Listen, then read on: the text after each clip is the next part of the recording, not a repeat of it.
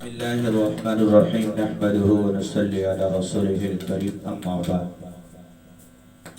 نکاح کے بارے میں ایک اور موضوع ہے کہ بعض لوگ یہ پوچھتے ہیں کہ نکاح کے لیے ہمارے پاس پیسے نہیں ہے، جائیداد نہیں ہے، اپنا کاروبار وغیرہ نہیں ہے، اس کی وجہ سے ہم نکاح نہیں کر سکتے فی الحال۔ تو میں ان کو قرآن کریم اور احادیث مبارکہ سے یہ بتلا دیتا ہوں کہ نکاح برکت لاتا ہے۔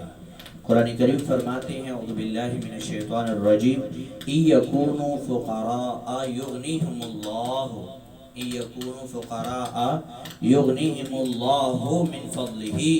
وہ نکاح کر لے، وہ اگر وہ فقیر ہو، اس کے پاس کوئی اسباب نہ ہو، وہ نکاح کر لے، انشاءاللہ اللہ ان کو غنی کر دے گا، اللہ ان کو غنی کر دے گا۔ ایسے نبی علیہ السلام بھی فرماتے ہیں کہ نکاح آدمی کو غنی کر دیتا ہے، نکاح آدمی کو غنی کر دیتا ہے۔ ایک صحابی کا واقعہ ہے، نکاح کیا، آپ صلی اللہ علیہ وسلم کے پاس آیا، کہا اللہ کے رسول نکاح کیا لیکن کوئی کاروبار وغیرہ درست نہیں ہو رہا ہے، کوئی کام بھی شروع کرتا ہوں کوئی فائدہ نہیں ہوتا۔ نبی علیہ السلام نے فرمایا ایک اور نکاح کرو۔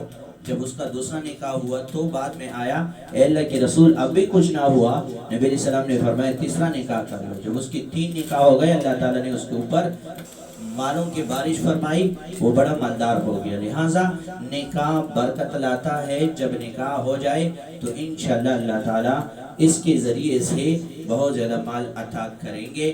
یہ اللہ تعالیٰ کی طرف سے، نبی علیہ السلام کی طرف سے وعدہ بھی ہے۔ اور یاد کر لو قرآن کریم میں بھی اللہ فرماتے ہیں کہ تم نکاح کر لو اور اللہ اس کے ذریعے سے غنی کر لے گا۔ اللہ تعالیٰ ہمیں عمل کی توفیق عطا فرمائے۔